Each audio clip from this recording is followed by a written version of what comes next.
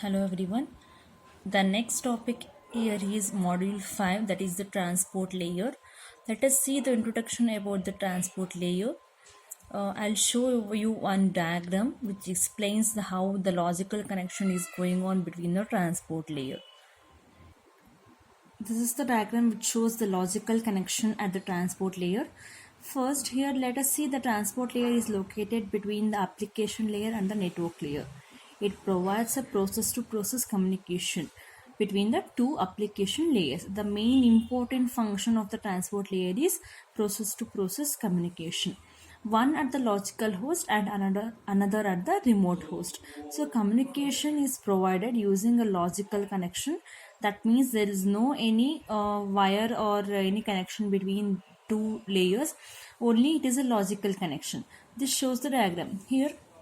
This is the Alice system and here is the Bob system. If there is a need to connect in between these two systems, the transport layer of this system is connected to transport layer of this system, that is via router 2 and router 4, again router 5 and this ISP.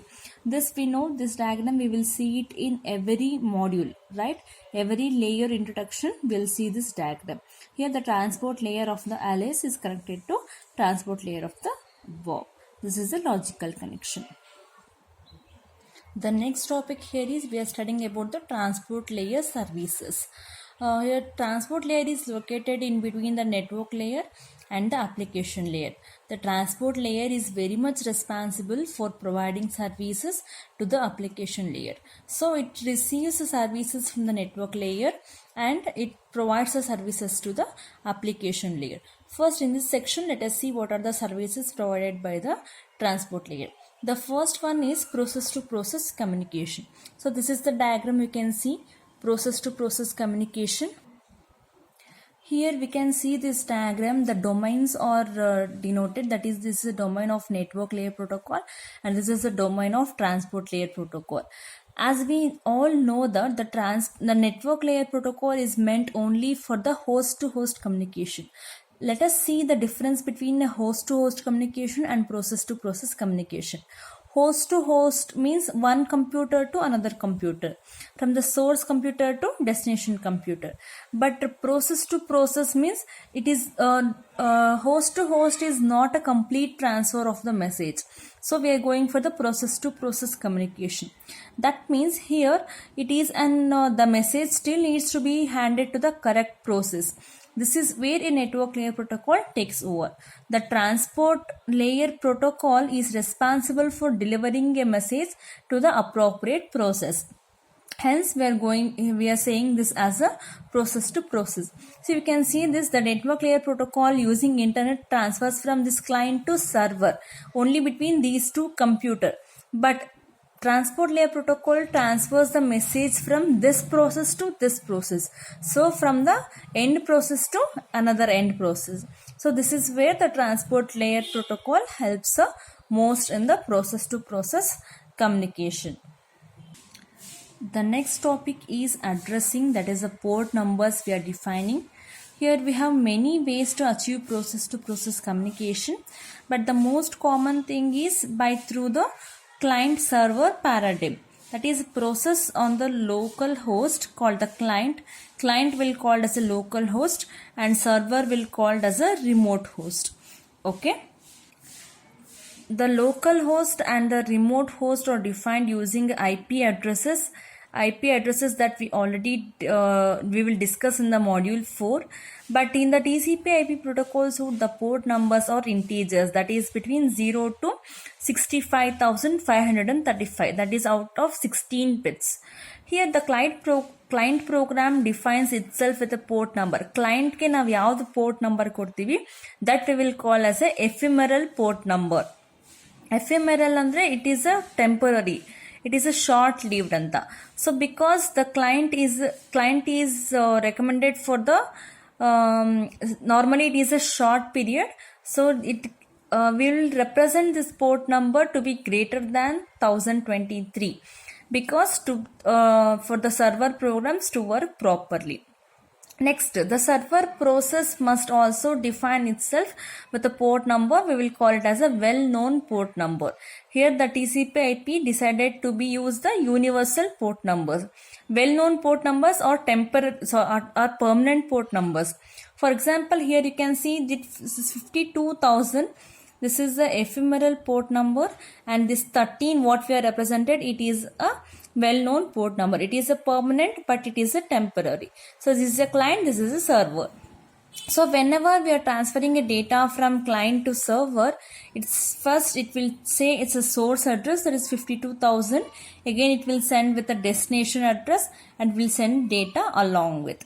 Similarly, when we are transferring a data from server to client, first it will represent its source address, that is a 13 port, that is a port number, and 52,000 as a client port number, and along with that it will send the data.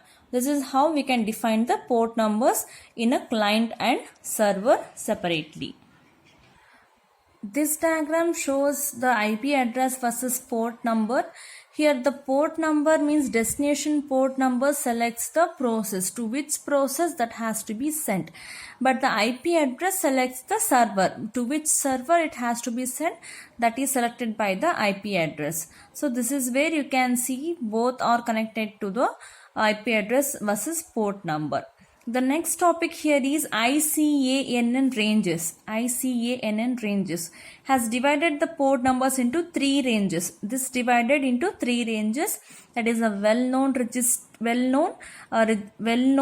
ports and registered ports and dynamic, or it is a private ports. Here you can see the diagram below this. This well-known ports, the ports ranging from 0 to 1023 are assigned and controlled by ICANN. These are the well-known ports, that is between 0 to 1023. So total of 1024 bits. Then registered ports means it's the ports ranging from 1024 to 49,151. So total next starts with 49,152. So up to 49,151 they are assigned and controlled by ICANN. They are only be registered with this to prevent duplication. To prevent duplication, these bits are registered. Next one is dynamic ports, or it can be also a private ports. This port ranging from 49,152 to 65,535. It is neither controlled or nor registered. It can be used as temporary or private port numbers. Okay, this is how ICANN ranges are divided. The next one is socket address. Here the transport layer protocol in the TCP suite needs both the IP address and the port number at each end to make a connection. The combination of an IP address and a port number, will call it as a socket address. Here the client socket address defines the client process, and the server socket address defines the server process. You can see the diagram here. So this is the IP address, this is a port number. So combination of both IP address and port number will form a socket address. To use the services of the transport layer in the internet, we need a pair of socket address. So pair of socket address should be there. So one is for the socket client address and server socket address. These 4 pieces of information are part of the network layer packet header and the transport layer packet header. The first header contains the IP address. The second header contains the port numbers, both at the source and destination. This is about the socket address. The next services provided by the transport layer is encapsulation and decapsulation. As we all know, to send a message from one process to another, the transport layer protocol encapsulates and decapsulates message.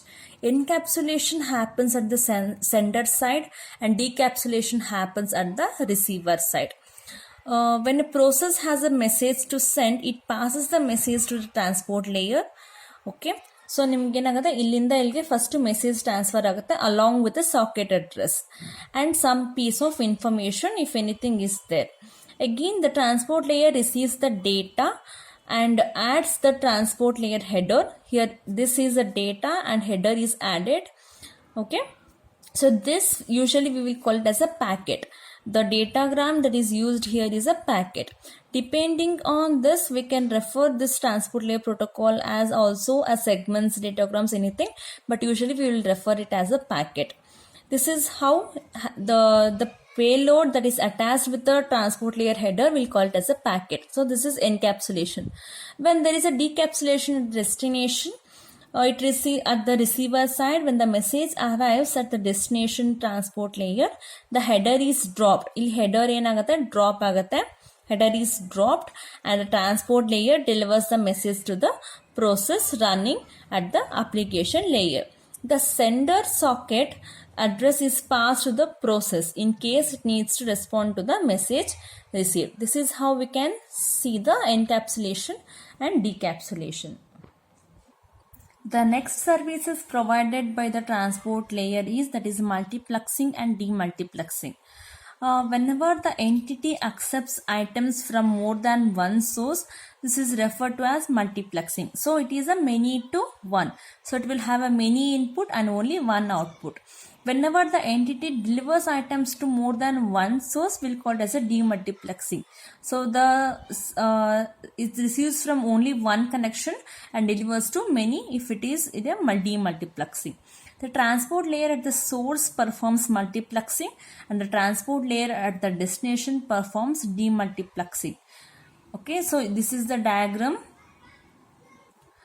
This is the diagram where you can see the multiplexing and demultiplexing. Here it shows the communication between a client and its two server. Only one client is there and two server. This is one client and this is one server. This is one server. Okay. 3 client processes are running at the client side, that is P1, P2, P3. The process P1 and P3 need to send request to the corresponding server process running in the server. The client process P2 needs to send a request to the corresponding server process running at another server. Okay. Here the transport layer at the client side accepts 3 message. Okay. First it will accept the 3 message from the 3 process and creates 3 packets. It acts as a multiplexer. It receiving from many and it is forming as a 1. So it is a multiplexer.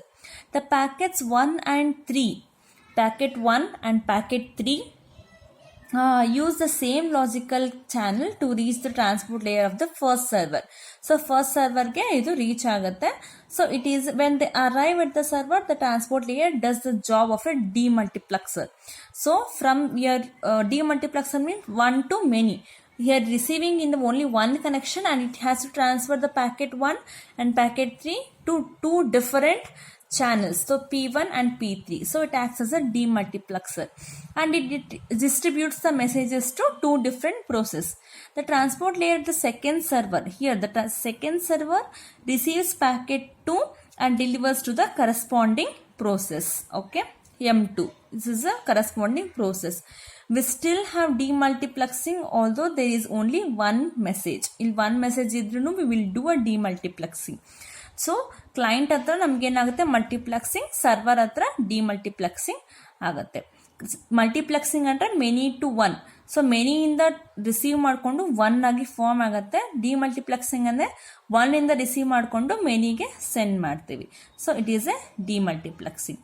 Okay. The next service provided by the transport layer is flow control.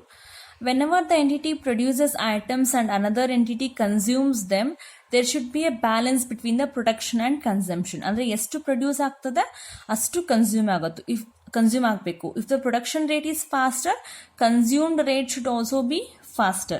ಇಲ್ಲಾಂದ್ರೆ ಏನಾಗುತ್ತೆ, it is a discard of some items ಏನಾಗುತ್ತೆ out of data ಆಗುತ್ತೆ. So expire date ಆಗೋಗುತ್ತೆ. So there is a produced more slowly, consume ಆಗೋದಕ್ಕಿಂತ more slowly ಆಗಿ ಅದನ್ನ produce ಆಗ್ತಿದ್ರೆ then customer has to wait. So the system becomes less efficient. So flow control is related to the first issue. We need to prevent losing of data items in the consumer side. ಅಂದ್ರೆ ನಾವು production ಜಾಸ್ತಿ ಆಗದಿರೋ ತರ ನೋಡ್ಕೋಬೇಕು. That is the preventing of the data items in the consumer side. For this, here we are going for pushing and pulling. It is delivering of items from a producer to a consumer can occur in two ways, that is a pushing or pulling. The sender delivers items whenever they are produced without a prior request of the consumer. The delivery is referred to as pushing. ಅಂದರೆ consumer ಕೇಳ್ದೇನೆ sender deliver ಮಾಡ್ತಾರೆ ಅಂದರೆ pushing. The producer delivers the items after the consumer has requested them, the delivery is refer to as pulling. ಅಂದರೆ consumer ಕೇಳೋಕ್ಕೂ ಮುಂಚೆ ನೀವೇನಾದ್ರು send ಮಾಡ್ತಿದ್ರೆ, deliver ಮಾಡ್ತಿದ್ರೆ that is a pushing. Consumer request ಮಾಡ್ಕೊಂಡ ಮೇಲೆ ನೀವು ಸೆಂಡ್ ಮಾಡ್ತಿದ್ರೆ that is a pulling. So here is the diagram which shows the pushing and pulling.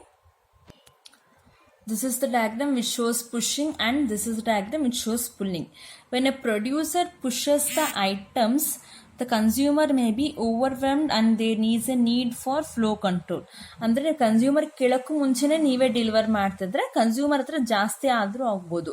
So there we need a flow control that is in the opposite direction to prevent discarding of the items. In other words, the consumer needs to warn a producer to stop the delivery. Flow control ಅಂದರೆ ನಮ್ಮ ಹತ್ರ ಜಾಸ್ತಿ ಬರ್ತಾ ಇದೆ, so ನಿಮ್ಮ production ಸ್ವಲ್ಪ slow ಮಾಡಿ ಅಂತ ಅವ್ರಿಗೆ ನಾವು ರಿಕ್ವೆಸ್ಟ್ ಮಾಡ್ಕೊಳ್ಳೋದು. That is a flow control. Okay. And to inform the producer, when a consumer pulls the items, this is the pulling. When a consumer pulls the items, it requests them when it is ready. ಯಾವಾಗ ready ಆಗುತ್ತೆ ಆವಾಗ ಅದನ್ನು send ಮಾಡ್ತಾರೆ. There is no need for flow control. ಇಲ್ಲಿ flow control ಬೇಕಾಗಲ್ಲ. ಇದು first request ಮಾಡ್ಕೊಳುತ್ತೆ. Number 1 is request, second 1 is we are delivering it. So there is no need for the flow control. This is how we can reduce the flow control. The next topic is flow control at transport layer. This is where you can see the diagram. In the communication at the transport layer, we are dealing with the 4 entities. That is the sender process, sender transport layer, receiver transport layer, and receiver process. Right? The sender process at the application layer is only a producer. It produces messages and pushes them to the transport layer. The sending transport layer has a double role. It is both a consumer and a producer. It consumes the messages that is pushed by the producer. It encapsulates the message in packets and pushes them to the receiving transport layer. Again, at the receiver side, the receiving protocol layer also has a double role. It is a consumer and it is a producer. It first receives the transport layer protocol and it will send it and produce a decapsulation and messages has to be delivered to the application layer. The last delivery, however, it is normally a pulling delivery. The transport layer waits until the application layer process asks for the message. So here first what happens, producer, this is a producer only, it produces, and here it is a consumer and producer. Again at the receiver it is a consumer and producer, again it is a consumer. So it is only request, consumer request ಮಾಡಿದ್ರೆ ಮಾತ್ರ it will send a message. So it is a pulling method. So here we need to at least 2 cases of flow control from the sending transport layer to the sending application layer. So illinda namge illige matra we need a flow control.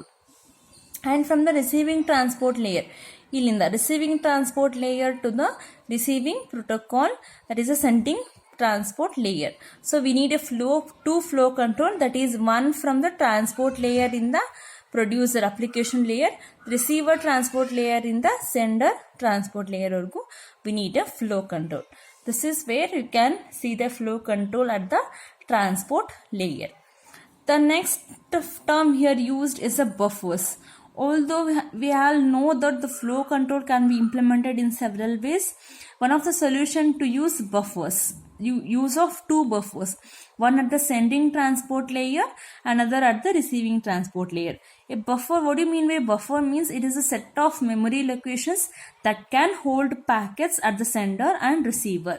The flow control communication can occur by sending signals and the consumer to the producer. When a buffer is sending a transport layer is full, it informs the application layer to stop passing the messages. When there is some vacancies, it informs the application layer that it can pass messages. Buffer ಅಕಸ್ಮಾತ್ ಏನಾದ್ರು full ಆಗಿಬಿಟ್ಟಿದ್ರೆ ಅದು message ಕಳಿಸುತ್ತೆ stop ಮಾಡಿ send ಮಾಡೋದು ಅಂತ. ಅಕಸ್ಮಾತ್ ಅದೇನಾದ್ರು vacant ಆಗ್ತಾ ಬರ್ತಾ ಇದ್ರೆ ಅವಾಗ ಮತ್ತೆ ಅಪ್ಲಿಕೇಶನ್ ಲೇಯರ್ಗೆ ಮೆಸೇಜ್ ಮಾಡುತ್ತೆ you can send the message ಅಂತ. That is the use of a buffer. ಅದೇ ತರ ರಿಸೀವಿಂಗ್ ಟ್ರಾನ್ಸ್ಪೋರ್ಟ್ ಲೇಯರ್ ಹತ್ರನೂ if you are using a buffer ಅದೇನಾದ್ರು ಫುಲ್ ಆದ್ರೆ ಟ್ರಾನ್ಸ್ಪೋರ್ಟ್ ಲೇಯರ್ಗೆ ಅದು ಸೆಂಡ್ ಮಾಡುತ್ತೆ ಸ್ಟಾಪ್ ಸೆಂಡಿಂಗ್ ಪ್ಯಾಕೆಟ್ಸ್ ಅಂತ. ವೇಕೆಂಟ್ ಆಗ್ತಿದ್ರೆ ಅದು ಮತ್ತೆ ಟ್ರಾನ್ಸ್ಪೋರ್ಟ್ ಲೇಯರ್ಗೆ ಮೆಸೇಜ್ ಮಾಡುತ್ತೆ you can send packets again ಅಂತ. This is the advantage of we are using a buffers. The next service provided by the transport layer is a error control. Here, understanding the network layer which is unreliable, we need to make the transport layer reliable. We already know that the network layer is unreliable. So here we are trying to make our transport layer as reliable. If the application requires reliability can be achieved to add error control. Error control ನಾವು add ಮಾಡೋದ್ರಿಂದ we can achieve a reliability in the application at the transport layer. Here the error control can be at the transport layer is responsible for detecting and discarding corrupted packets. ಯಾವುದು corrupted packets ಇದೆ ಅದನ್ನ detect ಮಾಡಿ discard ಮಾಡುತ್ತೆ. Keeping track of lost and discarded packets and resending them. ಅಂದರೆ ಯಾವ್ದು discard ಆಗಿದೆ ಯಾವ್ದು last ಆಗಿದೆ ಅದನ್ನ ಟ್ರ್ಯಾಕ್ ಮಾಡಿ ಅದನ್ನ ರೀಸೆಂಡ್ ಮಾಡುತ್ತೆ. Okay, then recognising duplicate packets and discarding them. Duplicates ಅಂದ್ರೆ ಒಂದೇ ಪ್ಯಾಕೆಟ್ಸ್ ಏನಾದ್ರು ಎರಡು ಬಂದಿದ್ರೆ ಅದರಲ್ಲಿ ಒಂದನ್ನ it will discard. Then buffering out of order packets until the missing packets arrive. ಅಂದ್ರೆ ಇವಾಗ ಮಿಸ್ಸಿಂಗ್ ಮಧ್ಯದಲ್ಲಿ ಯಾವ್ದಾದ್ರು ಮಿಸ್ ಆಗಿದ್ರೆ ಪ್ಯಾಕೆಟ್ಸ್ ಅದು ಅರೈವ್ ಆಗೋವರೆಗೂ ಔಟ್ ಆಫ್ ಆರ್ಡರ್ ಪ್ಯಾಕೆಟ್ಸ್ ನ ಅದು ವೇಟ್ ಮಾಡಿಸುತ್ತೆ. Okay, these are the 4 responsible of the error control. Here error control, it is unlike flow control, involves only the sending and receiving transport layer. Here we are assuming the message chunks are exchanged between the application and the transport layer are error free. ಅಂದ್ರೆ ನಿಮಗೆ application layer ಇಂದ transport ಲೇಯರ್ಗೆ ಬರುವಾಗ error free ಆಗಿರುತ್ತೆ. But transport layer of the sender to transport layer of receiver ಹೋಗುವಾಗ we can expect error. So we are using error control to avoid this errors. Okay, here this shows the diagram error control between the sending and receiving transport layers. When the case of flow control, the receiving transport layer messages error control most of the time. Flow control ಹೆಂಗಿರುತ್ತೆ ನಿಮಗೆ most of the time ಅದೇ ತರ error control. Here we are informing the sending transport layer about the problems. Okay, if you are sending packets from this side to this side, it will give the information of error control to receiver to the sender. This is the service of the transport layer.